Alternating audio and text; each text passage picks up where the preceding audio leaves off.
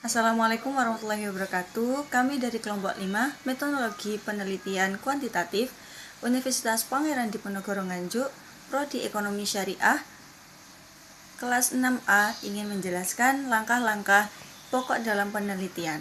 Dan perkenalkan anggota kelompok 5 yaitu ada Angelia Miftahul Rizky, Muhammad Rizky Fadilah, dan Koturunada yang akan menjelaskan materi langkah-langkah pokok dalam penelitian. Identifikasi permasalahan penelitian. Penelitian adalah suatu proses ilmiah yang dilakukan secara sistematis untuk memperoleh pengetahuan baru, memecahkan masalah, atau menguji suatu teori. Penelitian dilakukan dengan metode tertentu sehingga hasilnya dapat dipertanggungjawabkan secara ilmiah. Tujuan penelitian antara lain, yang pertama, menemukan fakta atau pengetahuan baru. Yang kedua, menguji kebenaran suatu teori. Yang ketiga, memecahkan masalah yang terjadi dalam kehidupan. Menurut Hardani, tahun 2020, Nikmatur 2017, Supardi dan Suherman 2014, dalam mengidentifikasi dan menentukan masalah penelitian, ada beberapa hal yang harus diperhatikan, yaitu yang pertama, visible, yang artinya berdasarkan biaya, waktu, alat, keahlian, dan subjek penelitian. Yang kedua, interesting, yang artinya bagi peneliti sesuai dengan bidang kepakarannya. Yang ketiga, novelty dan original, bersifat keterburuan sehingga dapat melengkapi atau membantah hasil penelitian sebelumnya. Yang keempat, aktual, masalah bersifat kekinian atau masalah yang sedang terjadi. Yang kelima, etika. Etika dipenuhi terutama penelitian yang terkait objek pada manusia. Yang keenam, relevan, yang artinya bagi kebijakan dan pengembangan ilmu pengetahuan dan teknologi. Pada akhir identifikasi permasalahan penelitian, pertanyaan penelitian dirumuskan yang jumlahnya tergantung pada fokus dan kebutuhan penelitian. Dalam penelitian kuantitatif, masalah harus memenuhi kriteria tertentu, membutuhkan pengetahuan teoritis, keahlian, serta perencanaan waktu dan biaya. Sebelum identifikasi masalah, ada langkah-langkah yang perlu dilakukan, yaitu yang pertama, menemukan masalah atau problem. Yang kedua, mengidentifikasi sumber utama permasalahan secara mendalam atau root cause analysis. Yang ketiga, membuat kalimat yang berisi permasalahan atau problem statement yang telah diidentifikasi untuk diselesaikan. Menyusun landasan teori. Landasan teori merupakan dasar penting dalam penelitian yang digunakan untuk menyusun hipotesis, membuktikan atau mengembangkan teori yang sudah ada, bahkan menghasilkan teori baru. Landasan teori juga berperan dalam membatasi ruang lingkup penelitian, sehingga penelitian tidak melebar ke hal-hal yang tidak relevan. Selain itu, landasan teori membantu peneliti dalam menentukan variabel penelitian, indikator yang akan diukur, serta metode yang tepat untuk mengumpulkan dan menganalisis data. Materi selanjutnya yaitu hipotesis. Hipotesis bukan merupakan komponen yang harus ada dalam setiap jenis laporan penelitian. Menurut Sodik dan Sioto tahun 2015, kriteria hipotesis yang baik adalah: pertama, hipotesis dapat menggambarkan hubungan antara variabel-variabel penelitian. Yang kedua, hipotesis dapat menggambarkan arah hubungan antara variabel-variabel penelitian harus jelas. Yang ketiga, hipotesis dapat diuji. Yang keempat, hipotesis dapat dikaitkan dengan populasi. Yang kelima, hipotesis dapat dijelaskan berdasarkan kerangka konsep penelitian. Dalam merumuskan hipotesis, menurut Nikmatur 2017, hal yang harus dilakukan peneliti adalah: yang pertama, peneliti harus menentukan hipotesis penelitian terhadap hubungan antara variabel-variabel penelitian. Yang kedua, peneliti menentukan hipotesa operasional, yaitu hipotesa 0 atau HO yang bersifat netral dan hipotesis 1 atau HI yang bersifat tidak netral. Ada beberapa jenis hipotesis, yaitu yang pertama, hipotesis mayor. merupakan hipotesis pokok yang akan diuji kebenarannya dalam suatu penelitian. Yang kedua, hipotesis minor. Hipotesis minor ini bersumber dari hipotesis mayor, yaitu perluasan dari hipotesis mayor yang digunakan, atau dapat pula dikatakan kita mendeteksi kemungkinan-kemungkinan lain yang ditimbulkan oleh hipotesis mayor. Yang ketiga, hipotesis asosiatif. Hipotesis asosiatif yaitu dirumuskan untuk memberikan jawaban pada permasalahan yang bersifat hubungan.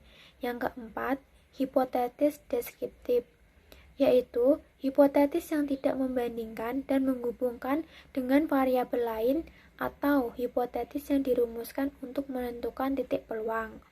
Yang kelima, hipotesis nol atau nihil, yaitu suatu hipotesis tentang tidak adanya perbedaan antara suatu kondisi dengan kondisi yang lainnya.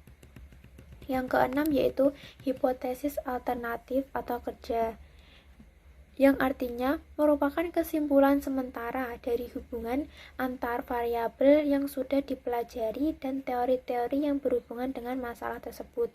Yang terakhir, hipotesis komparatif, merupakan jawaban sementara terhadap rumusan masalah komparatif.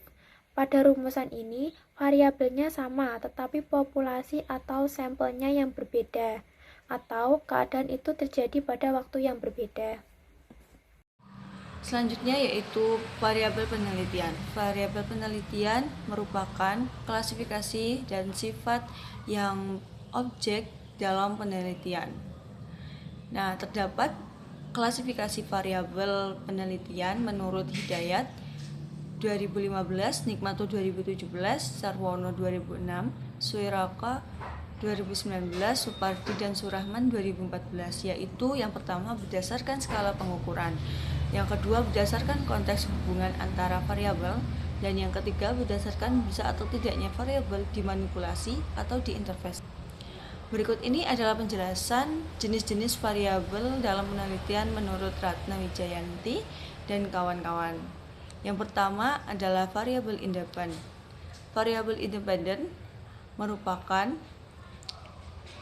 variabel terikat endogen atau konsekuen. Variabel yang menjadi pusat perhatian peneliti. Dan yang kedua, variabel independen. Selanjutnya, definisi operasional. Untuk mencari alat ukur, peneliti harus mengetahui jenis data yang akan dikumpulkan. Definisi operasional yang baik merupakan akumulasi pengetahuan dan pemahaman peneliti terhadap variabel-variabel yang diukur. Langkah-langkah yang dilakukan dalam mendefinisikan operasional variabel yaitu mencari definisi operasional variabel peneliti yang telah ditentukan peneliti. Yang kedua, membuat definisi operasional jika belum ada literatur yang menuliskan. Yang ketiga, menjabarkan variabel teoritis dalam konsep analitis dalam bentuk indikator-indikator yang dapat terukur. Yang kelima, menjabarkan variabel-variabel dalam bentuk subvariabel. Dan yang terakhir, menjabarkan subvariabel dalam bentuk indikator. Selanjutnya adalah instrumen penelitian. Instrumen penelitian merupakan alat yang digunakan oleh peneliti untuk mengumpulkan data dari objek atau responden penelitian. Dalam penelitian kuantitatif, penggunaan instrumen yang tepat sangat penting karena instrumen tersebut berfungsi untuk mengukur variabel yang sedang diteliti secara objektif dan sistematis. Apabila instrumen yang digunakan sesuai dengan tujuan penelitian, maka data yang diperoleh akan lebih akurat dan dapat dipercaya. Beberapa jenis instrumen penelitian yang sering digunakan dalam penelitian kuantitatif antara lain sebagai berikut. 1. Kuesioner. Kuesioner merupakan instrumen penelitian berupa daftar pertanyaan tertulis yang disusun secara sistematis untuk dijawab oleh responden. Metode ini sering digunakan karena mampu mengumpulkan data dari banyak responden dalam waktu relatif singkat serta biaya yang sangat lebih efisien. 2. Wawancara. Wawancara merupakan teknik pengumpulan data yang dilakukan melalui komunikasi langsung antara peneliti dan responden. Dengan teknik ini, peneliti dapat memperoleh informasi yang lebih mendalam mengenai variabel yang diteliti. 3. Observasi. Observasi merupakan teknik pengumpulan data dengan cara melakukan pengamatan secara langsung terhadap objek penelitian. Teknik ini biasanya digunakan untuk menilai perilaku, aktivitas, maupun kondisi tertentu yang berkaitan dengan penelitian. 4. Skala pengukuran bertingkat. Skala pengukuran bertingkat digunakan untuk mengukur sikap, persepsi, atau penilaian responden terhadap suatu objek atau fenomena tertentu. Jawaban responden biasanya disusun dalam bentuk skala seperti sangat setuju hingga sangat tidak setuju. Selanjutnya adalah subjek penelitian. Subjek penelitian merupakan pihak yang menjadi sumber data dalam suatu penelitian. Subjek dipilih karena memiliki karakteristik yang berkaitan dengan masalah yang sedang diteliti. Subjek penelitian dapat berupa individu, kelompok, organisasi, perusahaan, wilayah tertentu, maupun hewan percobaan. Dalam penelitian kuantitatif, pembahasan mengenai subjek penelitian berkaitan dengan konsep populasi dan sampel. Populasi merupakan keseluruhan individu yang memiliki karakteristik tertentu sesuai dengan ruang lingkup penelitian. Sedangkan sampel merupakan sebagian dari populasi yang dipilih untuk mewakili keseluruhan populasi tersebut. Sumber data dalam penelitian umumnya dibedakan menjadi dua jenis, yaitu data primer dan data sekunder. Yang pertama adalah data primer. Data primer adalah data yang sumber data dalam penelitian umumnya dibedakan menjadi dua jenis, yaitu data primer dan data sekunder. Yang pertama adalah data primer. Data primer adalah data yang diperoleh secara langsung oleh peneliti dari sumber pertama, misalnya melalui kuesioner, wawancara, observasi, maupun eksperimen. Yang kedua adalah data sekunder. Data sekunder merupakan data yang diperoleh secara tidak langsung dari berbagai sumber seperti buku, jurnal ilmiah, laporan penelitian, atau dokumen lain yang berkaitan dengan topik penelitian. Dalam proses pemilihan sampel, terdapat dua kriteria yang perlu diperhatikan, yaitu kriteria inklusi dan kriteria eksklusi. Kriteria inklusi merupakan syarat yang harus dipenuhi oleh subjek agar dapat dijadikan sampel penelitian.